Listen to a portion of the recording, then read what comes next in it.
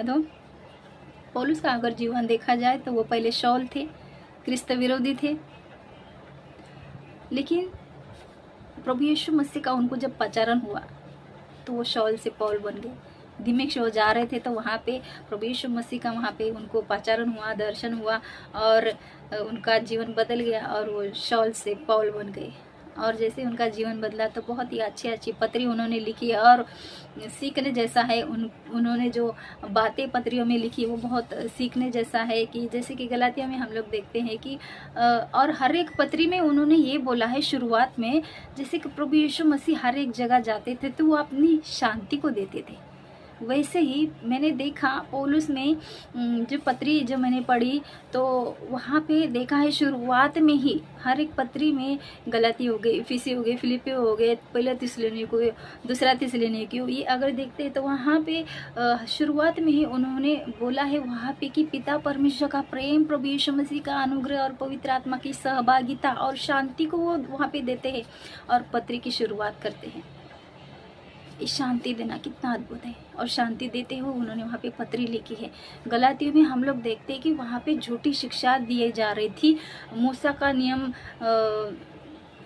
के नियम फॉलो करना है वहाँ पे बताया जा रहा था। तो पौलुस ने वहाँ पे बोले, संत पौल वहाँ पे बोलते हैं कि मूसा के नियम लागू करने से तुम्हारा उद्धार नहीं होने वाला है। उद्धार सिर्फ प्रभु यीशु मसीह के कृपा से और उस पे विश्वास करने के द्वारा ही उद्धार होता है। जैसे कि सीलास और पौलुस का हम लोग देखते हैं प्रेरितों के काम 16:31 में कि प्रभु यीशु मसीह पे विश्वास करते तू और तेरे घराने का उद्धार होगा। हालेलुया। तो वही वहाँ पे वो बताया जा रहा था पौलुस के द्वारा कि वो उनकी आस्था वहाँ पे दिखती है कि तुम प्रभु यीशु मसीह का विश्वास करो, उसी के द्वारा, उसकी कृपा के द्वारा ही तुम लोगों को तारण मिलने वाला है।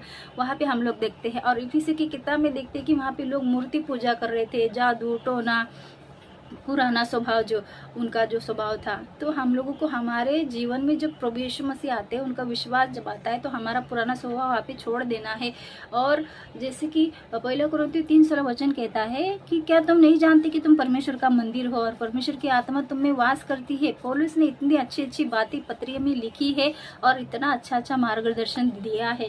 कितनी अच्छी बात है, कितना अद्भुत। मुझे तो इतना अच्छा वचन लगता है कि क्या तुम नहीं जानते कि तुम परमेश्वर का मंदिर हो और परमेश्वर की आत्मा तुम में वास करती है। हालेलुया, आमीन। प्रभु को धन्यवाद करते हैं। और पौलुस ने बहुत अच्छी अच्छी बातों को थिस्सलुनीकियों में देखते हैं कि वहाँ पे भी आगमन के बारे में बताया गया है और वहाँ पे भी झूठी शिक्षा के बारे में वहाँ पे भी हम लोग देखते हैं कि लोग आलसी हो गए।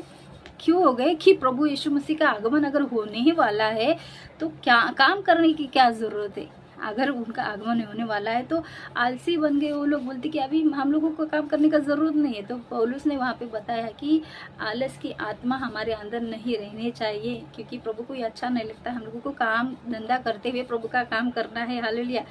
तो आगमन का वहाँ पे हम लोग देखते हैं। और विश्वास के बारे में वो उन्होंने सिखाया मंडली को कि विश्वास करो, जितनी भी कठिनाइयाँ आए तो विश्वास में दृढ़ बने रहो, अपने काम में दृढ़ बने रहो। कितनी भी संकट आए, परेशानी आए, फिलिपियों में भी उन्होंने बोला कि आनंदित रहो।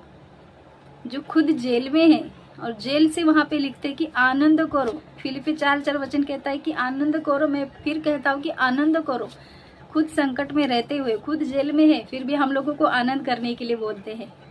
कितनी महानता उनके अंदर, जो परमेश्वर का अद्भुत कार्य देखते कि प्रभु ने किस तरह से उनको प्रचारण किया।